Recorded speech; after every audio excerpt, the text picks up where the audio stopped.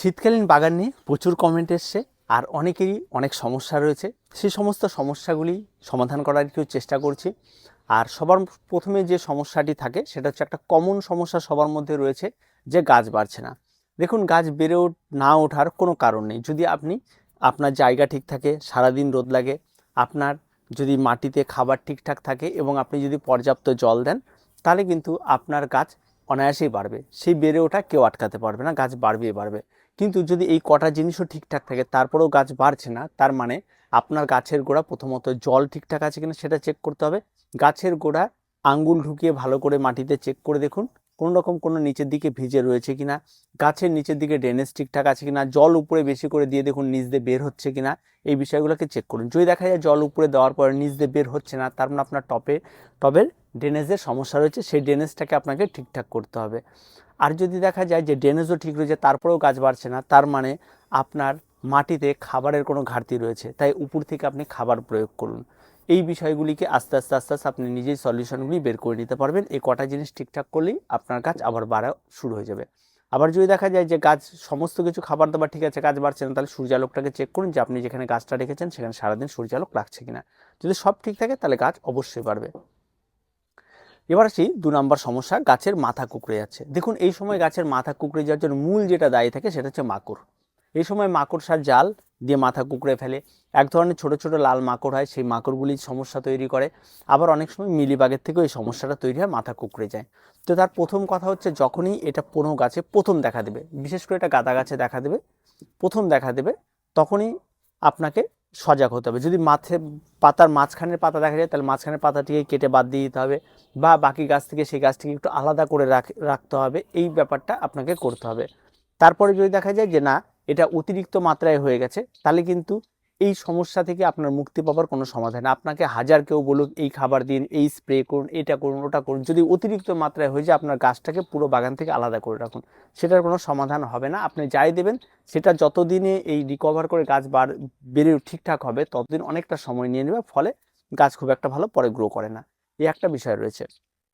তারপরে যে বিষয়টা রয়েছে সেটা হচ্ছে গাছের গোড়া পচে যাচ্ছে। আমি গাছ লাগিয়ে দিচ্ছি, চারা লাগাচ্ছি, গাছের গোড়া পচে যাচ্ছে। গাছের গোড়া পচে যাওয়ার মূল কারণ হচ্ছে গাছের মাটি প্রস্তুতির সময় অতিরিক্ত মাত্রায় জৈব খাবার প্রয়োগ বা রাসায়নিক খাবার, সেটা একটা থাকে, আর অতিরিক্ত মাত্রায় জল। আপনি ছোট্ট চারাটাকে লাগিয়েছেন, একবার জল দিয়ে দিয়েছেন, 3 দিন 4 দিন ধরে শুকোচ্ছে না, তাহলে গোড়া পচে যাবে, এটা খুব স্বাভাবিক। আবার যদি দেখা যায় অতিরিক্ত মাত্রায় জৈব খাবার রয়েছে, যেটা জল দেওয়ার জন্য জৈব খাবারটি কন্টিনিউ ভিজে রয়েছে বা শুকোচ্ছে না, এরকম দেখা দিলে প্রথম দিন যখন দেখবেন জলটা রয়েছে চ্যাপচ্যাপা, মাটি আগলা করে দিন। যেখানে সারাদিন রোদ লাগে, রোদের মধ্যে বারবার করে নিয়ে যান, সেখানটা সারাদিন রোদ লাগানোর চেষ্টা করুন, দেখবেন গাছ আস্তে আস্তে আস্তে আস্তে আস্তে ঠিক হয়ে যাবে। মাটি শুকিয়ে গেলে আবার গাছ ঠিক হয়ে যাবে, ঠিক আছে। কিন্তু যার গোড়া পচে গেছে, সে পচা গোড়া কিন্তু আর ঠিক হবে না, সেটা কিন্তু গেল, ঠিক আছে। এই ব্যাপারগুলো কিন্তু ঠিকঠাক রাখতে হবে। তাই মাটি প্রস্তুতির সময় মাটিতে অতিরিক্ত মাত্রায় অ্যান্টিফাঙ্গালও ব্যবহার করবেন না, অতিরিক্ত মাত্রায় গাছের খাবারও ব্যবহার করবেন না। যেমন আমরা বলি সবসময় যে 50% মাটির সঙ্গে 30% কম্পোস্ট আর 20% বালি, এই দিয়ে মাটির মিশ্রণ করুন। যেমন ইনডোর প্ল্যান্টের মাটির মিশ্রণ করি, তেমন মাটির মিশ্রণ করুন। বা আপনার যে এই সময় ড্রেনেজের কোনো সমস্যা, বৃষ্টি নেই, তাহলে আপনি 50% মাটি 40% কম্পোস্ট দিন এবং 10% বালি দিন, এই দিয়েও করতে পারেন, তাতেও কোনো রকম কোনো সমস্যা হবে না। কিন্তু বালি মাস্ট, এদিকে করলেও কিন্তু কোনো সমস্যা তৈরি হবে না, আর গাছগুলি ভালো থাকবে। তারপরে যে সমস্যাটি হচ্ছে সেটা হচ্ছে পিটুনিয়া গাছে। পিটুনিয়া গাছে কাণ্ড পচে যাচ্ছে। দেখুন, পিটুনিয়া গাছে কাণ্ড পচে আজকে নতুন কোনো কিছু নয়, যত বাগান রয়েছে প্রত্যেকের এটা হয়ে থাকে, এটা নতুন কোনো কিছু নাই। এই কাণ্ডটা পচে যাওয়ার একটাই কারণ থাকে, মাটির সঙ্গে সবসময় লেগে থাকে, আর সেখানটা থেকে আস্তে আস্তে আস্তে আস্তে ফাঙ্গাল ধরে ফেলে। তো এটার থেকে বাঁচতে গেলে আপনাকে ফাঙ্গাল নাশক ব্যবহার করতে হবে। মাঝে মধ্যে ওই মাটির যেই জায়গাটিতে ডালগুলো রয়েছে সেই জায়গাগুলিতে ভালো করে স্প্রে করতে হবে। গাছের ঠিকঠাক পরিচর্যা করতে হবে। পুরনো যে সমস্ত ফুল রয়েছে সেই ফুলগুলিকে কন্টিনিউ কেটে কেটে বাদ দিয়ে দিতে হবে।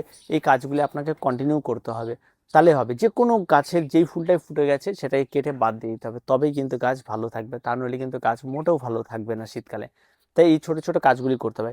শীতকালের গাছ যেমন কম সময়ের গাছ, তেমন পরিচর্যা অনেকটা বেশি। অনেকটা সময় ধরে আপনাকে বাগানে প্রতিদিন কম বেশি যেতে হবে, নাহলে একদিন না গেলে কোনো একটা গাছ কোনো একটা রোগ ধরলে পরের দিন গিয়ে দেখবেন অনেকটা ছাড়িয়ে গেছে এবং গাছ নষ্ট হয়ে গেছে।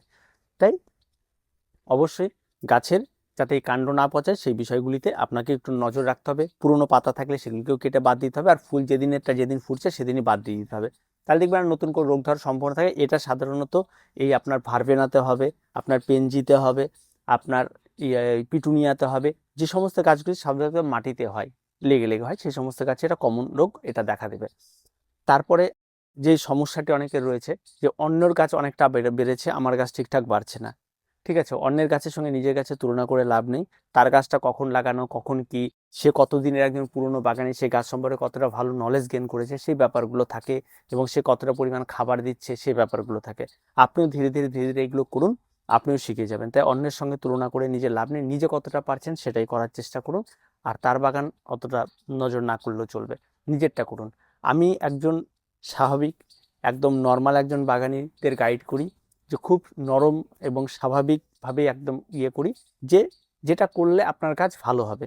অতিরিক্ত মাত্রায় খাবার প্রয়োগ, অতিরিক্ত মাত্রায় এটা দিন ওটা দিন, এই সমস্ত করে কোনো কিছু হবে না, কোনো কিছু হবে না। একজন নতুন বাগানিকে কাজ করতে গেলে একদম খুব সিম্পল, কারণ একজন বাগানি যদি বাগানের পেছনেই পড়ে থাকে তাহলে সে বাকি কাজগুলো কখন করবে? তাই সেই সব না করে একদম সিম্পলভাবে করার চেষ্টা করুন, সেখানেও অনেক ভালো বাগান হয়, অনেক ভালো অনেক কিছু হয়। আমার এই বাগান ইনডোর গার্ডেনিংয়ে যেটা হয় সেটা আমি খুব কম মাত্রায় পরিচর্যা করি, আর এত কম মাত্রায় পরিচর্যা করি যেটা বলে বোঝানোর মতো না। তারপরেও গাছ কিন্তু সুন্দর হয়, কারণ ধৈর্য ধরে এগুলো করতে হয়। অধৈর্য হয় না, আমি কারো বাগানও দেখতে যাই না, কারো বাগানের মধ্যে আমি নজরও দিই না, নিজের মতো নিজে যা হবে হবে। ঠিক এইভাবে আপনাদেরও করতে হবে। শীতকালীন গাছ যে কোনো গাছ কম সময়ে বাড়িয়ে তোলার কিন্তু খেলা এখানে। এবার আপনারা বলবেন তাহলে আমরা কি খাবার দিব? দেখুন, গাছের খাবারটা অত্যন্ত গুরুত্বপূর্ণ একটা 21 থেকে 20 দিনের পর থেকে। যখনই লাগিয়ে দেবেন তারপর থেকে আপনারা খোল জল, তরল খাবার সেগুলি প্রয়োগ করতে থাকুন। তারপর লিকুইড খাবার সেগুলি প্রয়োগ করতে থাকুন। এইগুলি প্রয়োগ করতে হবে, সপ্তাহে সপ্তাহে প্রয়োগ করতে হবে। আবার তার গোড়ায় প্রয়োগ করার পরের দিন গাছের গোড়াটা নিড়ানি দিতে হবে। যেদিন প্রয়োগ করবেন সেদিন গাছের গোড়াটা যেন একটু শুকনো শুকনো থাকে, একবারে ড্রাইও থাকবে না, একবারে চ্যাপচ্যাপে ভিজেও থাকবে না, একটা শুকনো শুকনো ভাব থাকবে। এই ব্যাপারগুলোকে একটু নজরে রেখে আপনারা করবেন, দেখবেন আশা করি কোনো রকম কোনো সমস্যা তৈরি হবে না, প্রত্যেকের গাছ অনেক বেশি সুন্দর থাকবে। তো আজকে এ পর্যন্ত। তারপরেও যদি শীতকালীন গাছ নিয়ে কোনো সমস্যা হয়ে থাকে অবশ্যই কমেন্ট বক্সে রয়েছে, কমেন্ট করুন, আমরা তার অ্যান্সার আপনাদের দিয়ে দেবো। তো দেখা হচ্ছে পরবর্তী ভিডিওতে। প্রত্যেকে ভালো থাকবেন, প্রত্যেকে সুস্থ থাকবেন। চ্যানেলটিকে অবশ্যই সাবস্ক্রাইব করে রাখবেন।